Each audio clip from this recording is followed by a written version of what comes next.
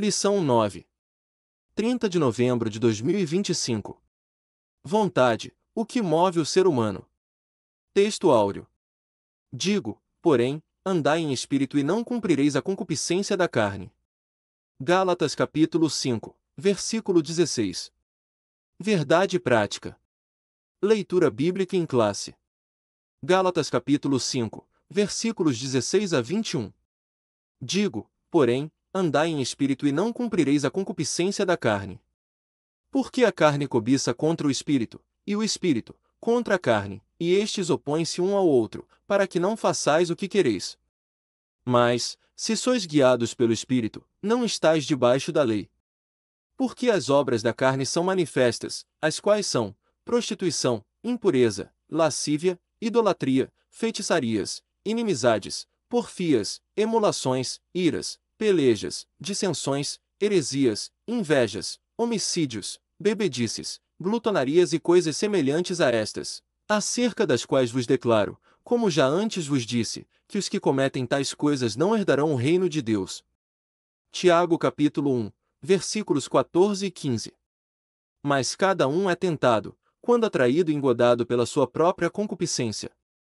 Depois, havendo a concupiscência concebido, dá à luz o pecado, e o pecado, sendo consumado, gera morte. Tiago capítulo 4, versículos 13 a 17. Eia, agora, vós que dizeis, hoje ou amanhã, iremos a tal cidade, e lá passaremos um ano, e contrataremos, e ganharemos. Digo-vos que não sabeis o que acontecerá amanhã. Por que é a vossa vida? É um vapor que aparece por um pouco e depois se desvanece. Em lugar do que devíeis dizer, se o Senhor quiser, e se vivermos, faremos isto ou aquilo. Mas, agora, vos gloriais em vossas presunções, toda a glória tal como está é maligna. Aquele, pois, que sabe fazer o bem e o não faz comete pecado. Hinos sugeridos. 73, 360, 568 da harpa cristã. Comentário. Introdução. Nas lições anteriores estudamos sobre duas das principais faculdades da alma, o intelecto e a sensibilidade.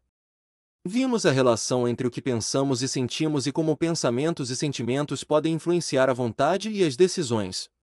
Pensar, sentir, desejar e agir costumam compor um mesmo fenômeno na experiência humana. É fundamental compreender como isso funciona à luz da Palavra de Deus. Nesta lição estudaremos mais especificamente a respeito da vontade. Palavra-chave: vontade. Primeira parte. Vontade, motivação e ação. 1. Conceito de vontade. Volição ou vontade é a capacidade humana de desejar, querer, almejar, escolher e agir. Pode ser entendida também como motivação. Sem desejo ou vontade não há motivação e, via de consequência, ação. Nesse conceito amplo, a manifestação da vontade mesmo quando o que fazemos não era originariamente nossa vontade, mas de outrem, se a ela aderimos voluntariamente, conforme Salmos capítulo 143, versículo 10 e Lucas capítulo 22, versículo 42. A conversão é um exemplo de mudança na vontade humana por meio do arrependimento, conforme Atos capítulo 3, versículo 19. Todo verdadeiro cristão é alguém que, impulsionado pela graça de Deus, renunciou sua própria vontade para fazer a vontade de Cristo, conforme Mateus capítulo 16, versículo 24. É o livre-arbítrio funcionando, conforme Hebreus capítulo 2, versículo 3, capítulo 3, versículos 7 a 13, e Apocalipse capítulo 22, versículo 17. 2. Do pensamento à ação. Um pensamento pode ser apenas um pensamento, sem relação alguma com um sentimento ou um desejo. Por exemplo, podemos pensar em uma viagem que fizemos sem que isso nos traga qualquer emoção. Mas também podemos recordar com nostalgia e desejar viajar novamente. E esse desejo pode nos motivar a comprar a passagem e repetir a experiência. Em um caso assim ocorre um fenômeno completo: pensamento, sentimento, desejo e ação. Aconteceu com Eva no Éden. Em sua conversa com a serpente, a mulher refletiu sobre o significado do fruto da árvore da ciência do bem e do mal até ser enganada, conforme 1 Timóteo capítulo 2, versículo 14. Ao acreditar na falsa elevação que obteria, sereis como Deus, conforme Gênesis capítulo 3, versículo 5, certamente sentiu alguma emoção.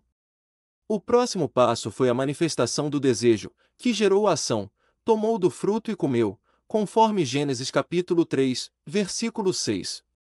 3. Fraqueza de vontade. Adão pecou sem ser enganado. Isso significa que seu entendimento da proibição e consequências relativas ao fruto da árvore do conhecimento do bem e do mal não foi alterado. O problema de Adão se deu na esfera da vontade. Em vez de permanecer firme em seu propósito de obedecer a Deus, decidiu pecar aderindo à vontade de Eva, que lhe deu o fruto, conforme Gênesis capítulo 3, versículo 6 e Romanos capítulo 5, versículo 12. Quantas decisões erradas tomamos plenamente conscientes de suas consequências? Da violação de uma restrição alimentar a condutas mais graves, muitas vezes o desejo fala mais alto que a razão. A busca do prazer pelo prazer é uma característica da cultura hedonista. Vícios e compulsões arrastam multidões, mesmo que elas conheçam seus destrutivos efeitos. Assim, só Jesus pode libertar o ser humano de prisões espirituais, conforme João capítulo 8, versículo 36 e Romanos capítulo 1, versículo 16. Segunda parte. Desejos, da escravidão à redenção. 1. A experiência do deserto. O povo de Israel tornou-se escravo dos seus desejos durante a peregrinação pelo deserto, deixaram-se levar da cobiça, no deserto, e tentaram a Deus na solidão. E ele satisfez-lhes o desejo, mas fez definhar a alma, conforme Salmos capítulo 106, versículos 14 e 15.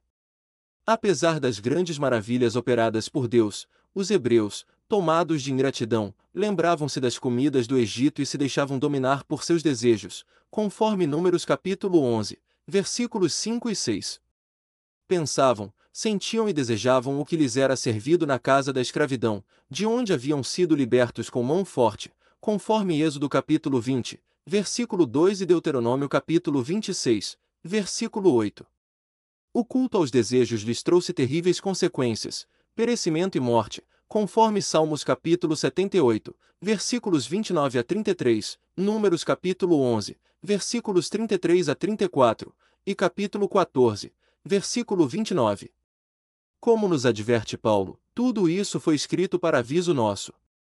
Não nos deixemos levar por nossos próprios desejos, conforme 1 Coríntios capítulo 10, versículos 1 a 13. 2. Os desejos na era cristã. O drama dos desejos continua na era cristã, com uma diferença fundamental: Cristo venceu o pecado e nos dá poder para também vencê-lo, conforme Romanos capítulo 6, versículos 3 a 6 e 11 a 14. Contudo, enquanto estivermos neste corpo mortal enfrentaremos um conflito espiritual constante. Todo cristão precisa decidir diariamente entre sua vontade carnal e a vontade do Espírito, porque a carne cobiça contra o Espírito, e o Espírito contra a carne, e estes opõem-se um ao outro, para que não façais o que quereis, conforme Gálatas capítulo 5, versículo 17. A carne, natureza pecaminosa, tem seus próprios desejos, que são contrários ao Espírito. Vê-se, então, em nosso interior, uma luta travada. Cabe-nos decidir entre satisfazer os desejos da carne, que são pecaminosos, ou atender à voz do Espírito e viver segundo sua direção, conforme Gálatas capítulo 5, versículo 18. 3. A decisão do homem redimido. A obra da salvação realizada por Cristo nos liberta do poder do pecado. Diante dos desejos da carne e da vontade do Espírito, o homem redimido inclina-se para as coisas do Espírito, conforme Romanos capítulo 8. Versículo 5. Isso é resultado de sua nova natureza, conforme Efésios capítulo 4, versículo 24 e 2 Coríntios capítulo 5, versículo 17. Significa que não podemos nos conformar com os desejos do velho homem, mas, pelo poder do Espírito, nos dedicar ao processo de mortificação de nossa carne, a velha natureza, conforme Romanos capítulo 8, versículos 11 a 13 e Colossenses capítulo 3, versículo 5. Nossos desejos pecaminosos não deixam de existir, mas em Cristo triunfamos sobre eles, vivendo, andando e frutificando no Espírito, conforme Gálatas capítulo 5, versículos 22 a 25 e 1 João capítulo 3, versículo 6. Terceira parte. O ensino sobre os desejos em Tiago. 1. Atração e engano. Tiago capítulo 1, versículos 14 e 15, trata dos desejos carnais e suas consequências. Empregando o conhecido termo concupiscência, com o sentido de maus desejos, o apóstolo refere-se ao processo de tentação e pecado, mas cada um é tentado, quando atraído e engodado por sua própria concupiscência, conforme Tiago capítulo 1, versículo 14. A faculdade da vontade é retratada neste texto como um elemento de comunicação interna que tem a capacidade de atrair e enganar. Assim sendo, o mau desejo é capaz de afetar a própria razão, levando-a a acreditar que o pecado não produz consequências ruins, mas boas.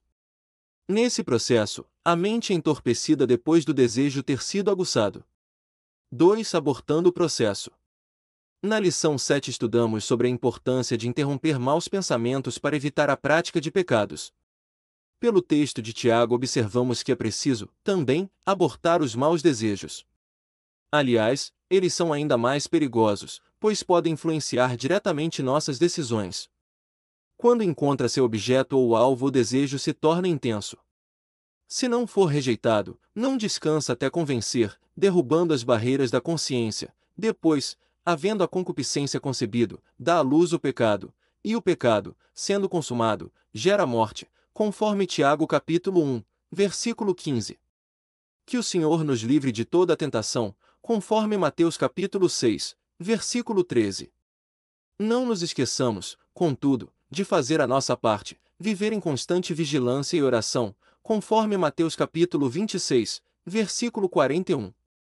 Conclusão. Apesar de nossa tendência pecaminosa, não podemos encarar os desejos apenas de forma negativa. A vontade humana é uma faculdade essencial para a nossa existência. Quando guiada por Deus, é uma grande bênção, responsável por nos mover para pequenas e grandes realizações. Como é bom amanhecer motivado todos os dias! O ânimo e o entusiasmo fazem parte de uma vontade sadia e ativa.